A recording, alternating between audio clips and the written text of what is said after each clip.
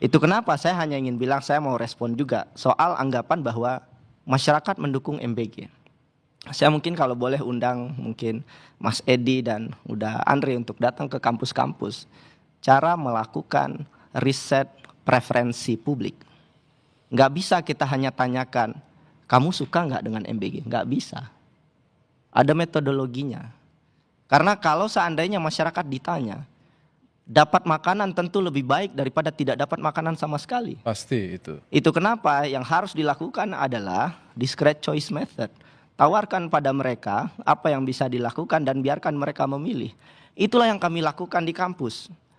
Apakah mereka butuh cash, apakah butuh pendidikan gratis, kesehatan yang layak, dan beasiswa. Dan ternyata MBG itu ada di urutan keempat. Jadi saya hanya ingin bilang, kalau bicara soal keinginan masyarakat, harus berbasis dengan bukti yang empiris juga. Saya memahami ini nggak mudah. Program sebesar ini kemudian dikelola dengan cara yang seperti ini. Tapi menurut saya kita ada jendela yang sangat sempit dan saya berharap Pak Presiden menghentikan program ini. Karena kalau seandainya tidak dihentikan dan pelaksananya masih punya konflik kepentingan, ini tidak akan selesai. Tahun 2027, 28, 29 kita akan berbicara masalah yang sama. Dan satu lagi Mas, saya meneliti tentang bantuan sosial di hampir 100-an negara seluruh dunia. Dan hanya di Indonesia yang setengah jumlah bantuan sosialnya itu dinikmati oleh penyelenggaranya. Kalau bicara soal hak anak-anak itu bukan 8.000 sebetulnya, 15.000 anggarannya.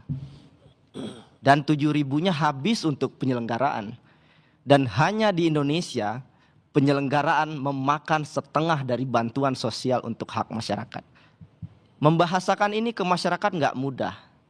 Ini bahasa teknokratik yang juga harus dihitung dengan bahasa teknokratik. Ini bukan keputusan politik. Kalau seandainya politik dikombinasikan dengan teknokratik itu hasilnya akan baik. Tapi yang terjadi sekarang, politik menjadi nomor satu dan satu-satunya pertimbangan dalam pelaksanaan MBG ini. Bung Andre, apa betul politik satu-satunya pertimbangan dalam MBG? Tentu tidak kan. Ini lebih kepada perjuangan seorang Presiden Prabowo yang tidak lagi ada orang-orang miskin dan sebagainya. Saya harus menjawab secara fair, menyeluruh. Ya.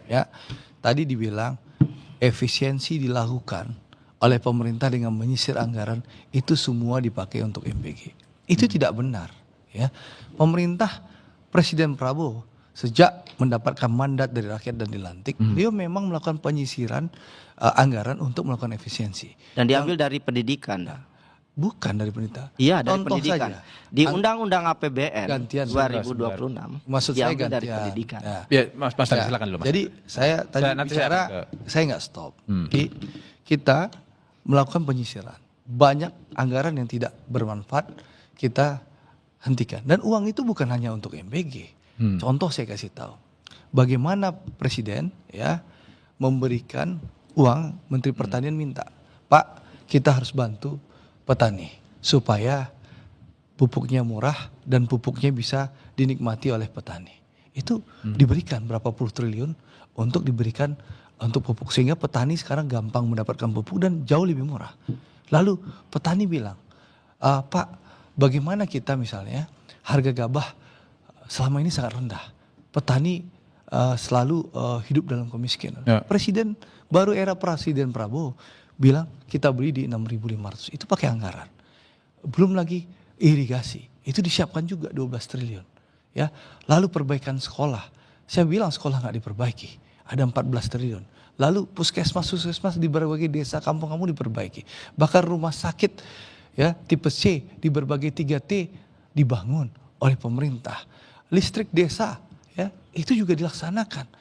Jadi jangan membangun narasi seakan-akan pemerintah itu hanya ngurus MBG. Semua, bahkan kampungnya beliau nih satu kampung masih di Sumatera Barat ya. Siapa bilang efisiensi itu mengurangi anggaran transfer ke daerah? Iya, uang DAK-nya iya kurang. DAK-nya betul kan? DAK itu dirubah dari jadi impres jalan daerah, impres infrastruktur daerah. Sumatera Barat itu menikmati banyak ya untuk Dana rehab rekon saja.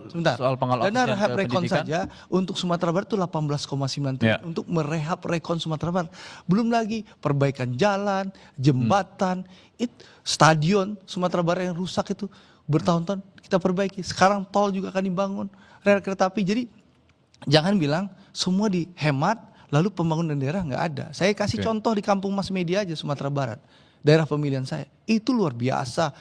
Triliunan rupiah masuk untuk mengguyur Sumatera Barat. Jadi jangan kita bangun narasi efisiensi ini membuat pemerintah tidak ada kerjaan seakan-akan kerja pemerintah MBG. Karena termasuk kita membangun daerah gitu loh. Pertanyaannya adalah yang Jadi bukan hanya MBG. Bung Andre, iya betul, tidak hanya MBG, tapi fokus di MBG sebagai tema hari ini adalah gimana caranya supaya publik itu tidak selalu punya persepsi bahwa oh ini bancakan nih partai politik, ini bancakan partai politik. Saya kira ini tantangannya, karena di berbagai demo juga salah satu yang disuarakan itu. Betul.